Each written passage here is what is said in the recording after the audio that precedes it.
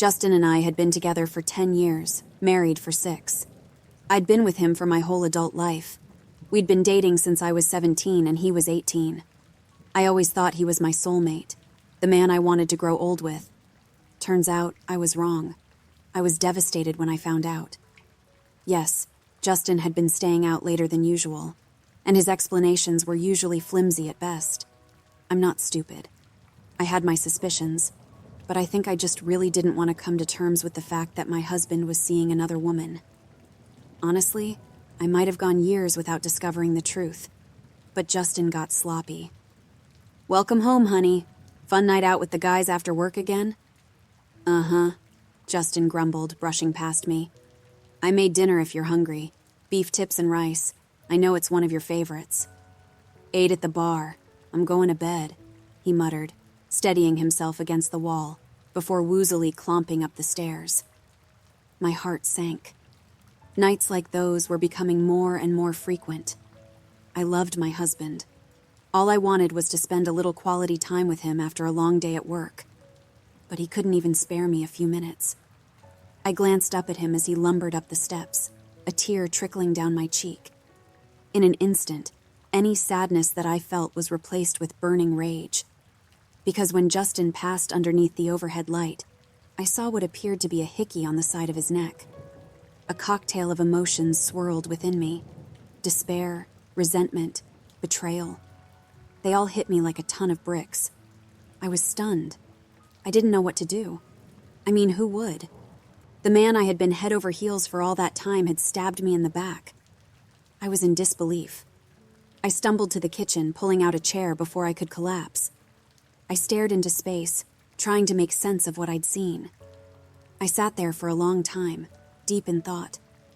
After a while, I felt numb, like my entire personality had been flushed down the drain, leaving nothing but an empty husk.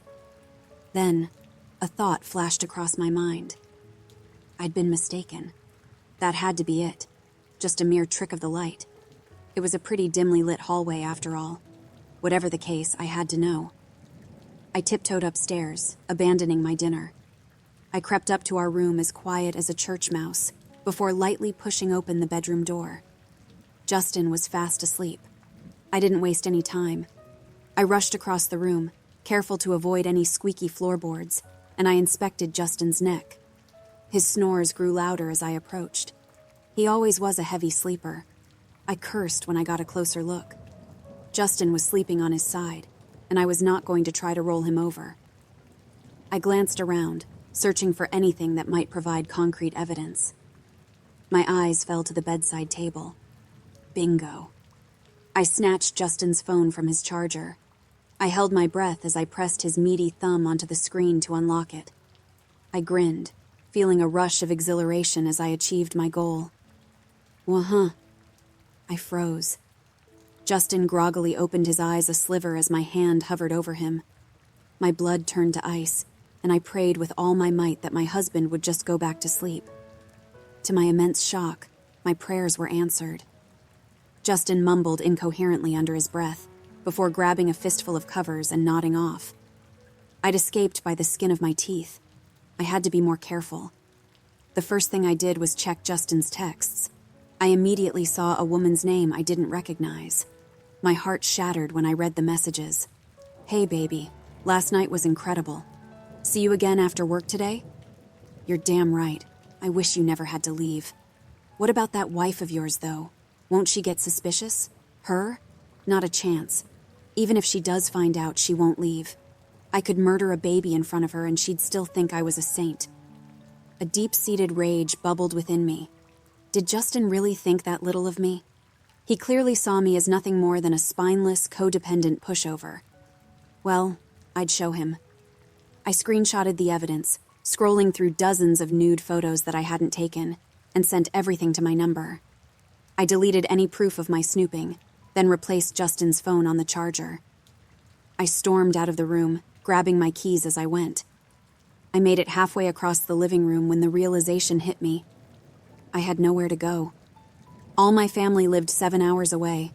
It was too late to book a decent hotel, and I really didn't want to drag any of my friends into my drama. Not yet, at least. That left me with one option. I had to sleep on the couch. I plopped down onto the sofa and sighed. I didn't want to have to confront it, but I knew what I had to do. In the morning, I was going to find a lawyer and start the divorce process. The thought alone was enough to break me. No matter how hard I tried, I couldn't hold back my tears any longer. I cried like a baby, silently sobbing into a scratchy pillow for what must have been hours. My eyes were puffy by the time I was done. I couldn't fathom falling asleep in a state like that, but I must have at some point. Because the next thing I remember, sunlight was flooding through the blinds. "Morning, babe. How'd you—" The rest of the sentence caught in my throat. That was right. Justin and I were about to be over. I grabbed my phone from the coffee table, tears stinging at the corners of my vision. I opened up the texts I'd sent myself as proof that the past 12 hours hadn't been some twisted nightmare. But the messages were gone. My eyes grew wide as I stared at the screen. That couldn't be right. They'd been there, clear as day the night before. Something wasn't adding up. I suddenly paused, bolting upright. Was that breakfast? The tantalizing aroma of eggs and bacon wafted around the corner from the kitchen. My brows furrowed. Justin never cooked.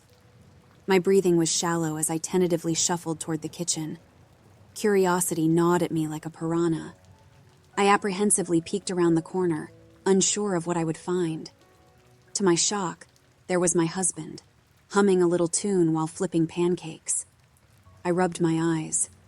Was I seeing things? Surely I was delusional from lack of sleep. That had to have been it. Then, Justin turned, his icy blue eyes locking onto mine. "Morning, princess. I hope you're hungry. I saw you sleeping on the couch and I thought you might not be feeling well, so I decided to make you a hot meal to help you get better." My heart skipped a beat. Was this really my husband? It looked like him. Sounded like him too. Still, I was weary. Yeah. Just feeling a little under the weather is all. Are you feeling okay? You're acting different." "Never been better. Honestly, I think I've really turned a new leaf," he said, placing a steaming plate before me. "The old Justin is kaput. From now on, I swear I'm going to be the best husband I can be." Our gazes connected, and I searched his expression for answers. He seemed genuine. If this was an act, it was a damn good one.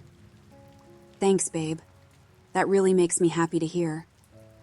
Justin beamed at me, the warmth of his smile seeping into my heart. It had been years since he looked at me like that. "Well, get used to it, because I'm keeping my word. I love you, Lydia." I wanted to be suspicious. I wanted to remain silent. I wanted to keep my guard up. But how could I? All I needed was love and attention, and I was finally getting it. For the first time in a long time, it felt like my husband actually cared. "I love you too, Justin," I muttered, before digging into my meal. A big part of me was still leery of my husband. His timing was pretty convenient, after all. But even with all my doubts, Justin was seemingly sticking to his promise. He took me out on dates, paid to get my nails done, bought me flowers.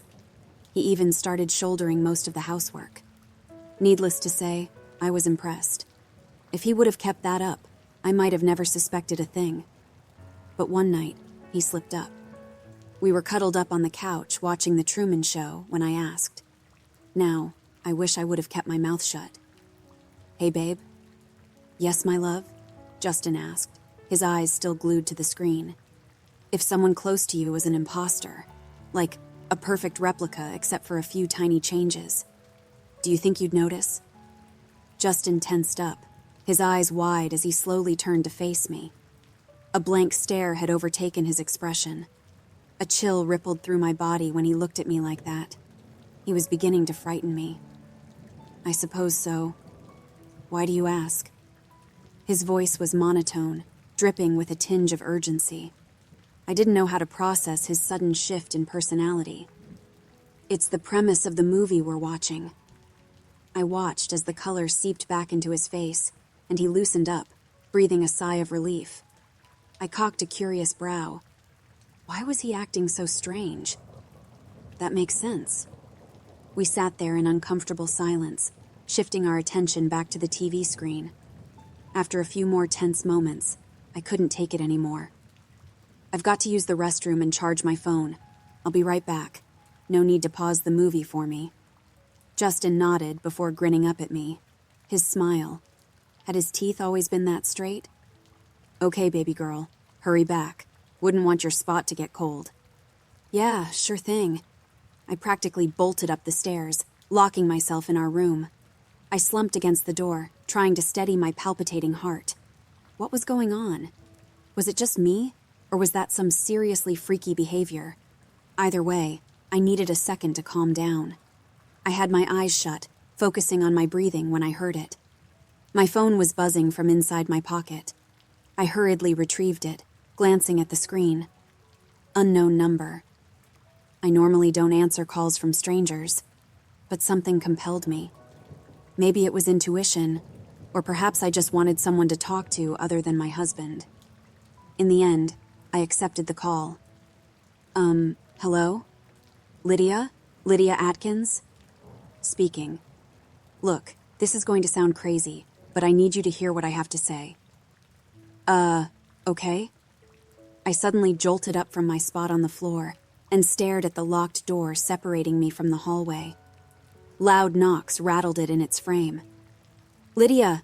Lydia, who are you speaking to? Panic surged through me as I scrambled for an answer. It's my mom. Go back downstairs. I'll be there in a minute. That was him, wasn't it? The caller said. That was my husband, yes. Why do you ask?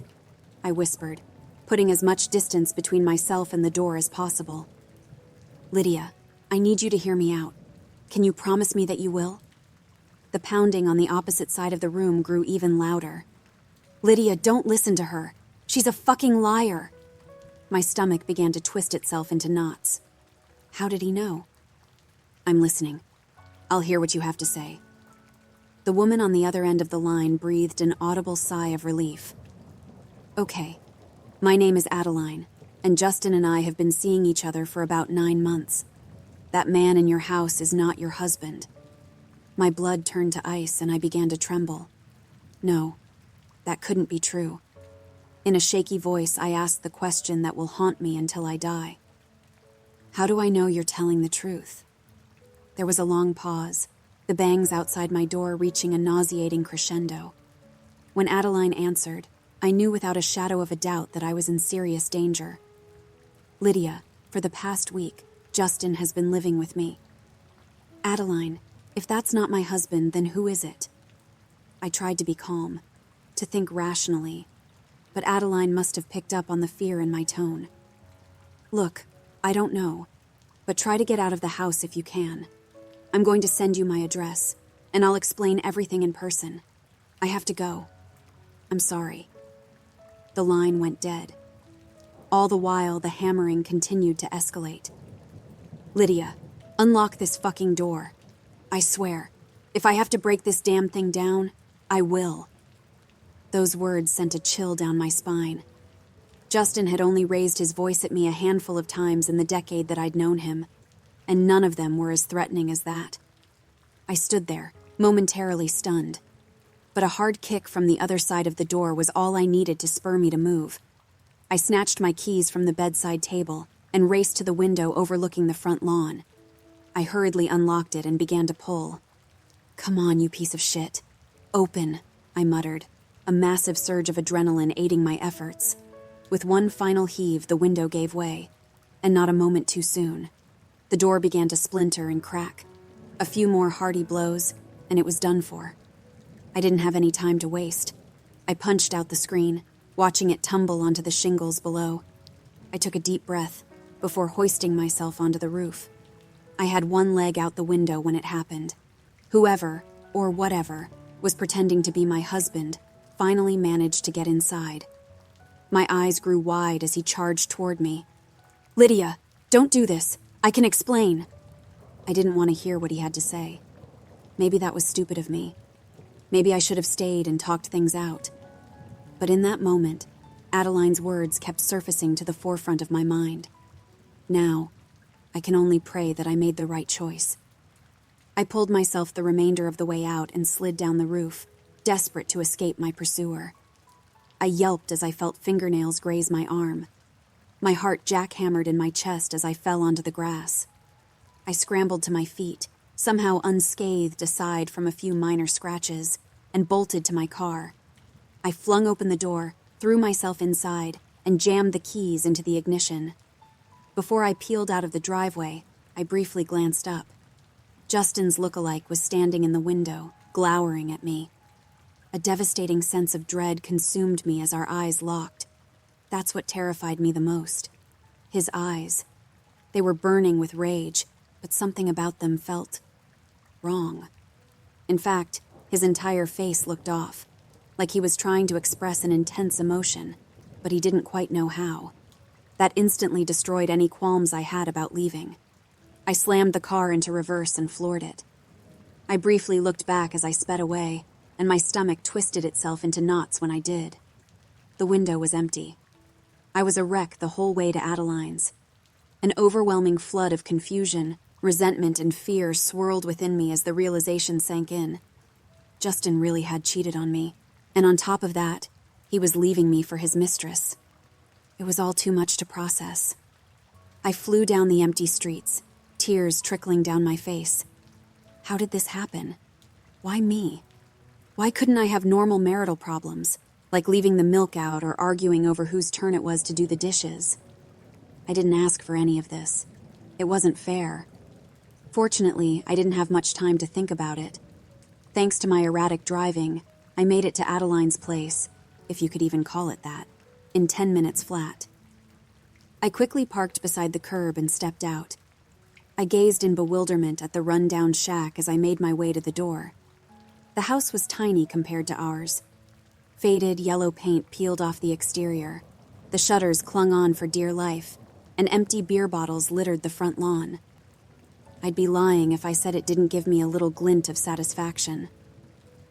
I took a deep breath as I approached the door. Was I really going through with this? How did I know that Adeline was even telling the truth? Maybe I shouldn't have come. Before I had a chance to mull over any of those thoughts, the door swung open. A young woman, at least 5 years younger than me, stood in the doorway. As much as it pains me to admit it, she was beautiful.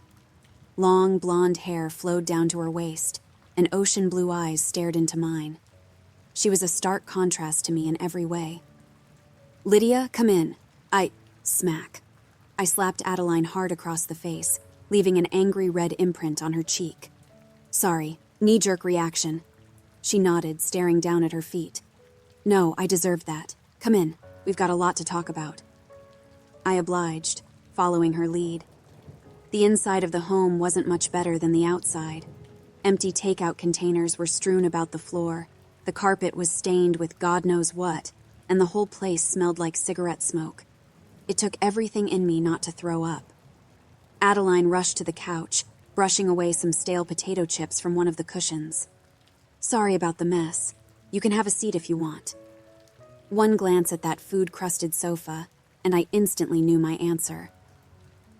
Thanks, but I think I'll stand."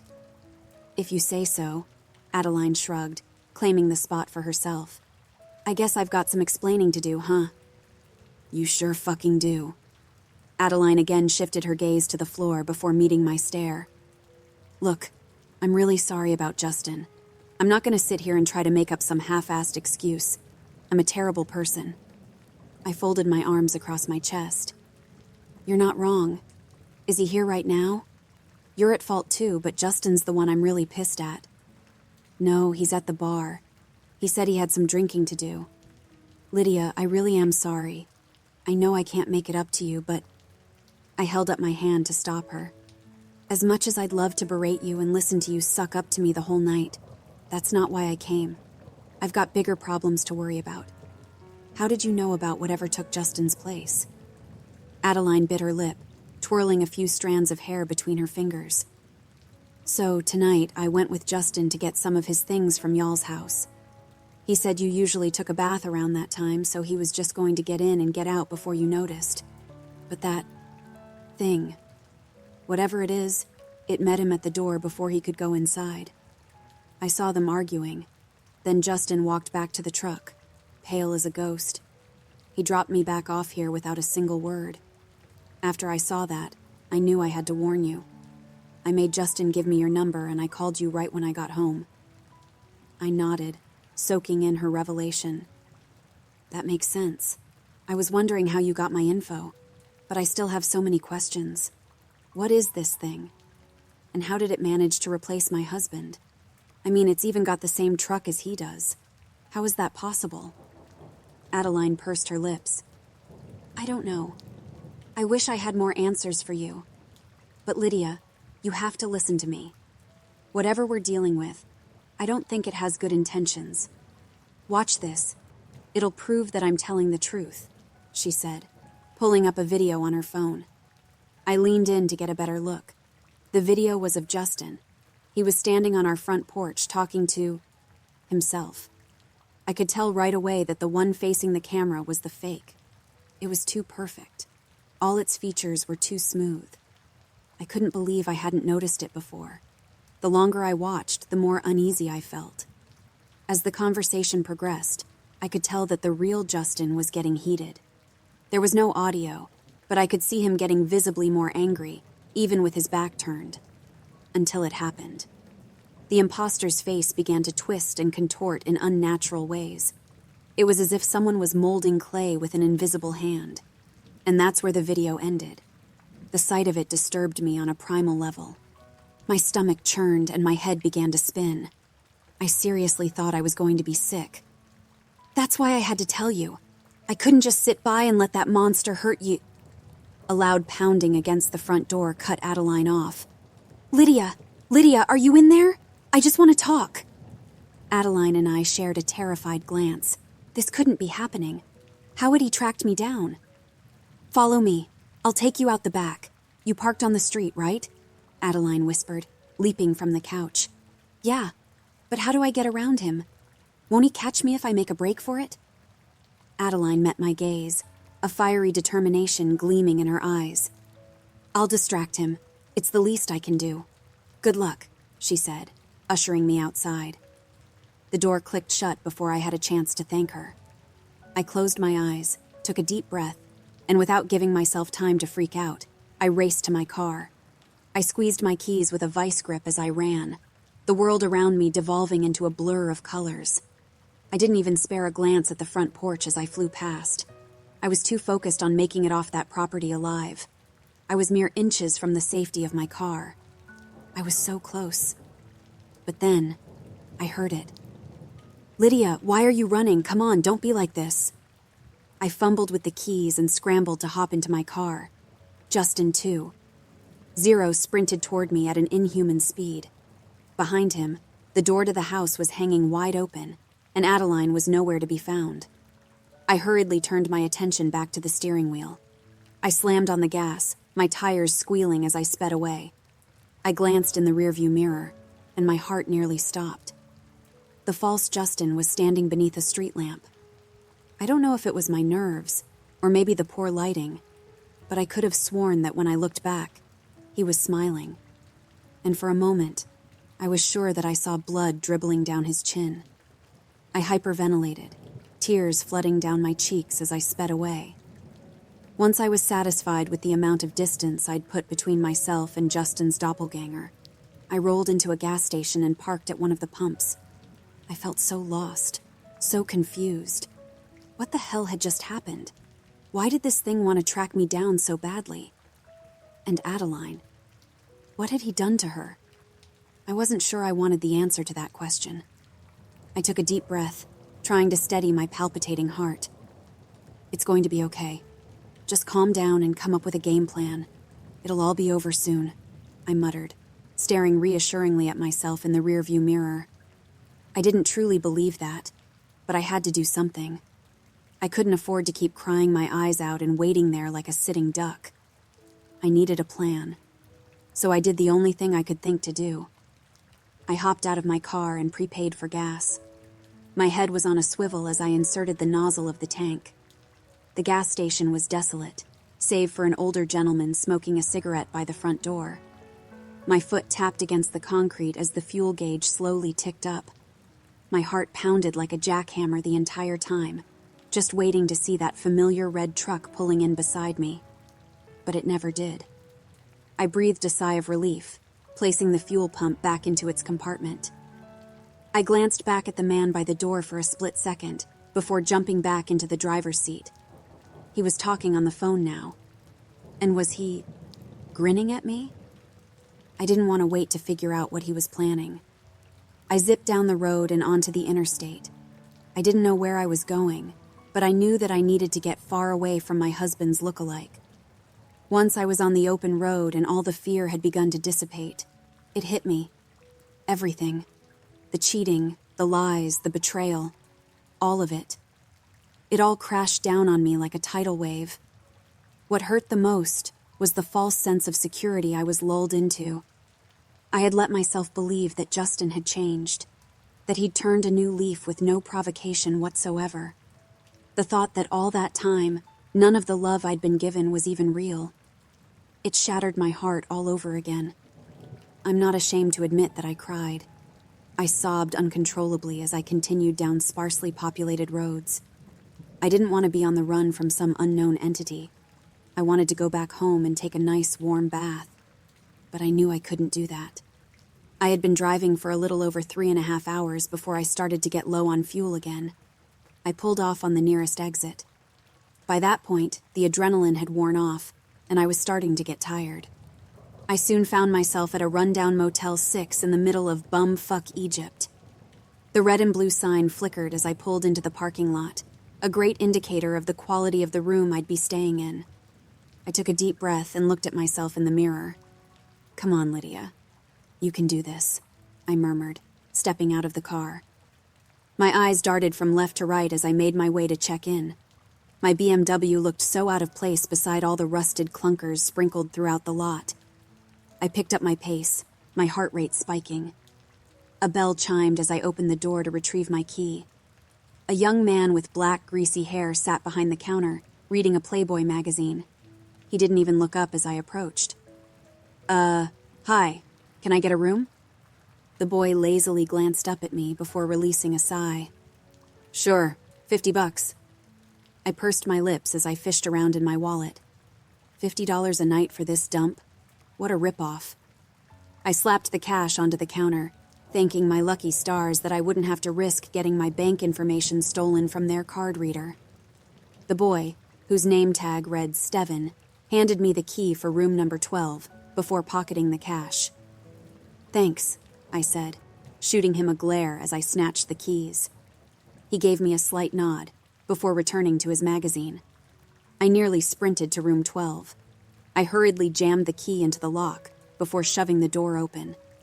Right as I was closing it, something caught my eye. Headlights. I kept the door cracked just enough to see. Silly, right?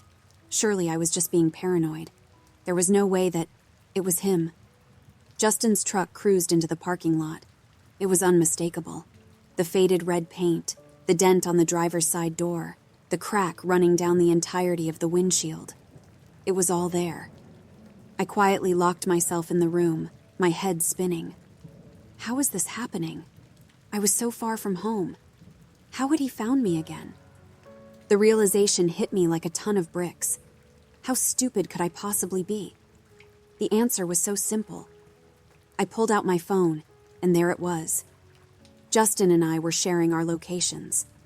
With everything that had happened, I hadn't even thought to turn it off. I knew it was too late, but I turned off location services anyway. I felt nauseous as I placed my phone back in my pocket. How accurate was that thing? Did the doppelganger know what room I was in? Morbid curiosity got the best of me. I had to know. With a shaky hand, I brushed back the blinds to my window. The second I did, tears began to trickle down my cheeks, and my blood turned to ice. He was outside. Justin's impersonator was standing directly outside my window. His eyes were wide and manic. The grin he wore looked off, like it was too big for his face. I couldn't move. I was paralyzed with fear. The fake Justin walked up to the glass and paused for just a moment.